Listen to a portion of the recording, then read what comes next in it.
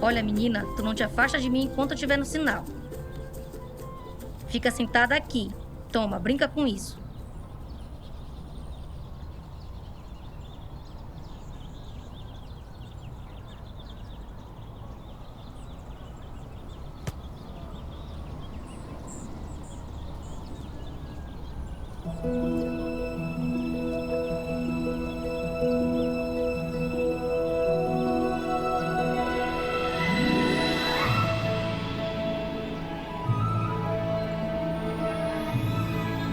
Olá, criança. Qual o seu nome? Oi, meu nome é Maria. Olha, mas que nome bonito. Nome de uma grande mulher. Mas tu estás sozinha por aqui? Onde estão seus pais? Minha mãe está ali no sinal vendendo bombom. E o seu pai? Está trabalhando? Não, senhor. Ele não mora com você e sua mãe? Não, é que ele morreu de Covid. Poxa, sinto muito, criança. Tu gostou desse aqui? Tu conheces os brinquedos de Miriti? Não, senhor. Ah, pois fique sabendo que estes não são brinquedos comuns, são mágicos. Mágicos? Sim. Houve um tempo, num passado distante, numa aldeia indígena no meio da Amazônia, havia uma bela jovem chamada Uaraci, filha única do cacique Uaracá. Possuía grande sabedoria de cura pelas plantas da mata e também aqueles ensinados por animais da terra e das águas dos rios e igarapés. Uaraci era considerada como um ente sagrado por seu pai e todos a respeitavam. Mas uma coisa não lhe saía da cabeça, do pensamento, de que não pertencia a esse mundo. Porém, queria ser útil de alguma forma antes de partir. Um dia, Uaraci caiu doente misteriosamente.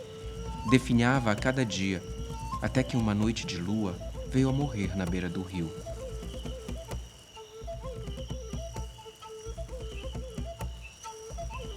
O pai, muito triste, escolheu um terreno onde a água pudesse bater de vez em quando e enterrou o Uaraci, próximo à água que tanto amava. Os dias passaram, mas o Aracá não deixava de visitar aquele local. Notou, entretanto, que ali brotava uma estranha palmeira, a qual logo se encheu de cachos com frutos vermelhos. Nesse dia, ao chegar no local, ouviu a voz da sua filha, que dizia: Prova desse fruto, tu e todo o nosso povo. Ele é o alimento produzido por mim, para o alento de todos. Aproveitarás dessa palmeira, desde a raiz até a mais pequenina folha. E assim ele fez.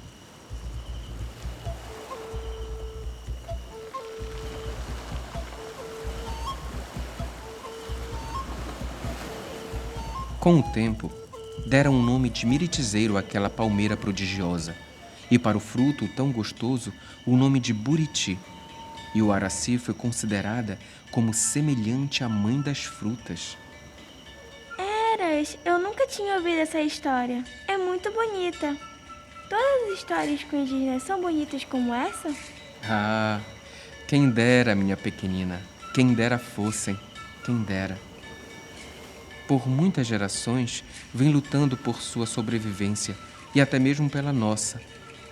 E assim como eu te contei essa história, eles também contam histórias entre si. E nem sempre são tão bonitas. Um dia, num final de tarde, uma pajé reuniu vários curumins a seu redor. É como chamam as crianças, para lhe contar um sonho.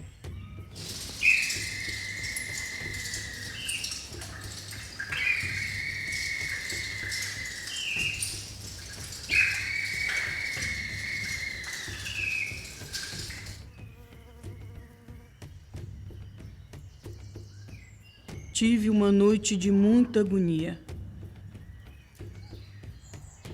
Eu pisava uma terra seca, sem vida.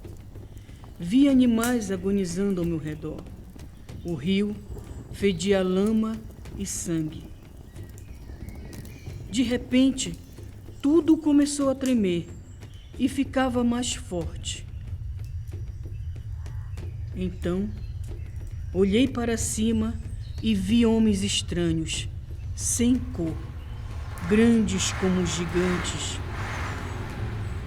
maiores que uma suma-uma. Vinham destruindo tudo com seus pés. Deixavam no chão buracos grandes como o rio. Das bocas saía um fogo que fazia a floresta arder e chorar. Nossa, pajé, o que acontecia com a gente no seu sonho? Não era mais a nossa casa, criança. Não era. E a pajé via quantas luas faltavam para chegar esses gigantes? Se não ficarmos atentos, não faltará muitas eras.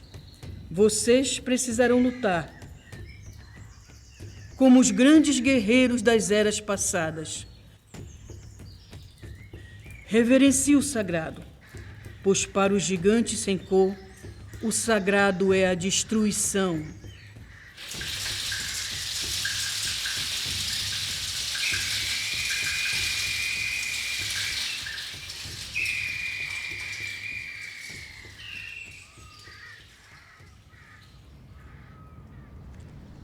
Sabe, filha, sempre penso que poderíamos ter aprendido tanto com os povos mais antigos. Tudo tem uma razão e um equilíbrio. O que para os indígenas é sagrado, para a maioria de nós é apenas matéria-prima, que se transforma em riqueza para poucos e miséria para muitos. O que é sagrado? Filha, essa não é uma pergunta fácil. Por exemplo, você e sua mãe têm alguma religião? Sua mãe, quando está alegre ou mesmo triste, costuma rezar ou fazer uma oração? Você já viu? Sim, ela me ensinou a rezar. Lá em casa tem uma imagem de Nossa Senhora de Nazaré. A mamãe diz que a gente ajoelha, junta as mãos perto do coração, agradece pelo dia e faz um pedido. E aposto que ela te leva numa igreja grandona, onde tem no alto uma imagem parecida com essa que você tem em casa, não é? Como o senhor adivinhou? É assim mesmo. E você gosta de ir lá, não é? Agora, imagine se de repente viessem homens estranhos e dissessem a vocês que não podiam ir mais à igreja, porque ela seria derrubada para se construir uma outra coisa no lugar. Eu ia ficar triste, mas por que eles iam fazer isso? Porque para eles, aquilo que é sagrado para você não importaria. É mais ou menos isso que fazem com locais sagrados de muitos povos indígenas, por exemplo. Mas não deveriam fazer isso. Não, minha pequenina. Não deveriam mesmo. A ganância fala mais alto. Eu disse que minha mãe sempre rezava antes da gente sair, mas hoje ela não rezou. E por que ela não rezou? Não sei. Ela disse que estava cansada, mas acho que ela estava triste. Triste? Mas é Sírio. É o momento mais alegre dos paraenses. É tempo de renovação, da fé, da esperança, de que essa tempestade um dia passe. Mas esse ano nem vai ter Sírio, igual ano passado que não teve também. Teve sim. E esse ano há de ter novamente. Teve? Mas aonde? No coração, minha pequenina. Para quem alimenta a sua fé, a festa do Sírio será sempre sentida no coração. Basta fechar os olhos e sentir.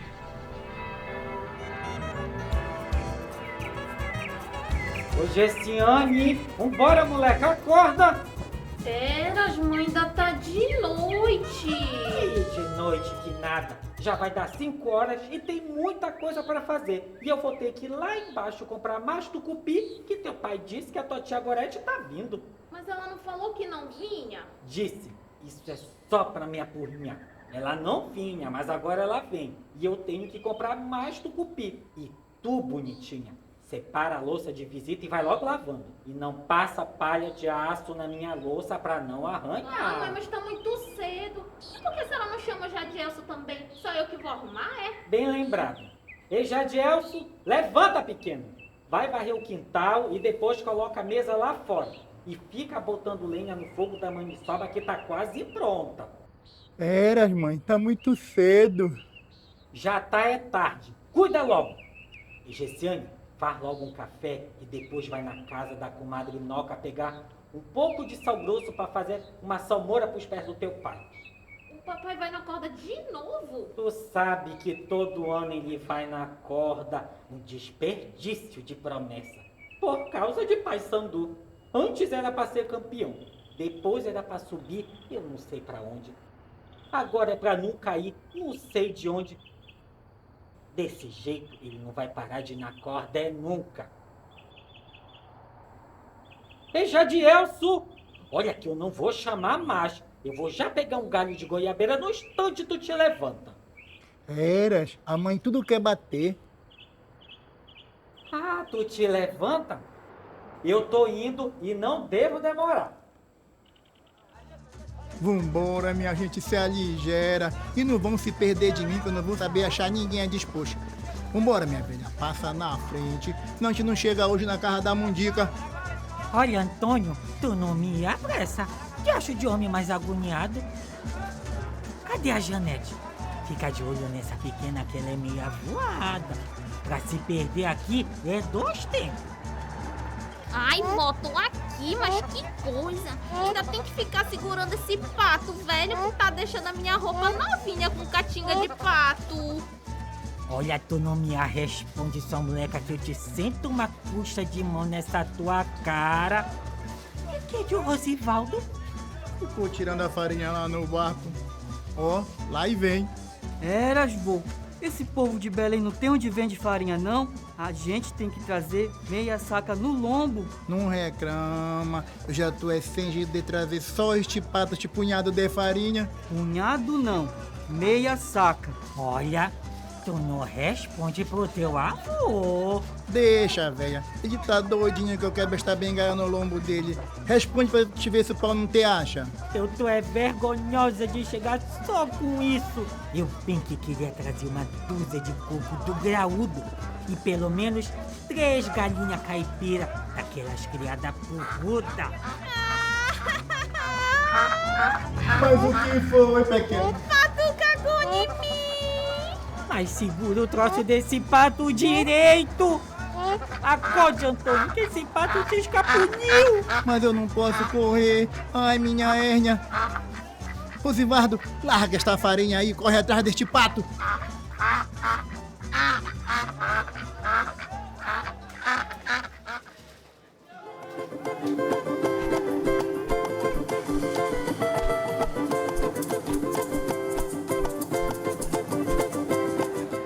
Guatião, tu chegou cedo? É que eu não passei pela feira dos Jurunas, vim direto. Mas por que viesse tão cedo se os peixeiros só começam a jogar as tripas umas 9 horas? É que eu gosto de ver o fuzuê, o puxa-encolhe, me divirto. Só enquanto tô aqui, 3 bolsas já foram roubadas. 2 velhas quase saíram no tapa por causa de um maço de jambu e 3 quengas já brigaram por causa de um macho. Ixi, e quem era esse passado no açúcar? E não é o Chico Bucho de Gó?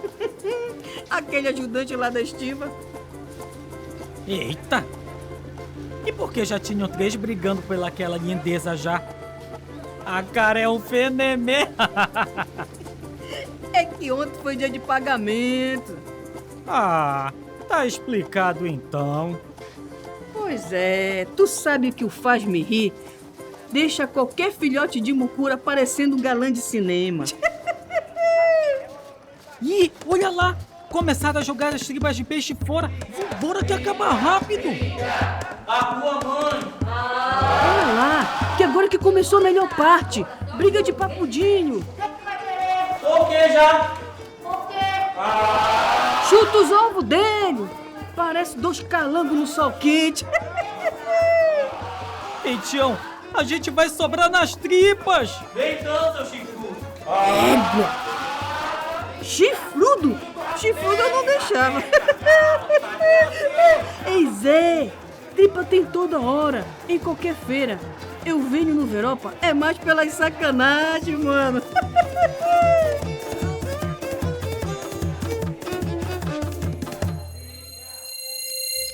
Este povo tem consigo duas características muito especiais: a alegria e a devoção em Nossa Senhora. E são esses dois importantes elementos da fé, pois mesmo que passem por grandes dificuldades, a alegria guardada no peito os ajuda a suportar os momentos difíceis e a esperançar por dias melhores. E essa esperança é renovada a cada ano, em cada passo na procissão, em cada mão que caleja e até sangra na corda, ou mesmo pelos joelhos machucados daqueles que são os últimos a completar o percurso. A fé é um espelho da alma, e não podemos esquecer de olhar para esse espelho, pois é ele que nos lembra que precisamos dar o próximo passo e continuar caminhando.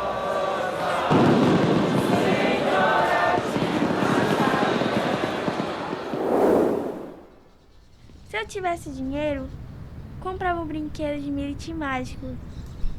Daria para minha mãe. Ela ficaria mais alegre e me daria todos os bombons.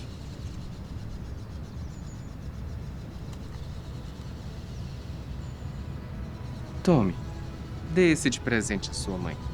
Ela vai gostar. E diga a ela que tudo ficará bem, e que a dificuldade é momentânea, e que ela mantenha a sua fé.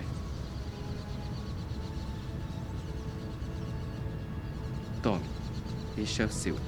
É um presente. Lembre-se da história que lhe contei, e que ela lhe ajude a ser uma pessoa melhor do que os homens de hoje. Menina, tu queres me matar do coração? Eu não disse pra ficar perto, onde eu pudesse te ver? Onde é que tu estava? Eu estava brincando. Aí eu vi um senhor vendendo brinquedos bonitos e fui lá olhar. Tu tá doida, menina? Tu não tem que ficar conversando com estranhos, ainda mais sozinha. E se ele te leva? Nunca mais faz isso. E o que é isso que tem na mão? Ele me deu 2 brinquedos e um deles é pra senhora. Pra mim? Mas ele nem me conhece. Mas ele disse que a senhora ia gostar. É esse aqui. O que foi, mãe? Foi um brinquedo igual a esse que uma vez o seu avô me deu, quando eu tinha mais ou menos a sua idade. Ele mesmo fez pra mim. Chamava o Pássaro da Esperança. Ele disse pra falar pra senhora que tudo ficará bem, que a dificuldade é momentânea e que era para a senhora manter a fé. Mas, Maria, quem era esse senhor? Onde ele está? Ele está logo ali, olha.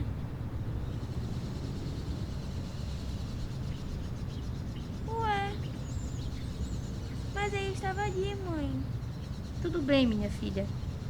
Isso me fez lembrar de muitas coisas. Coisas boas da minha vida. Como você, minha filha. Tudo ficará bem. A esperança deve ser como a luz que se mantém acesa quando as situações se fizerem trevas. E a fé, a força que resiste ante os obstáculos do caminho.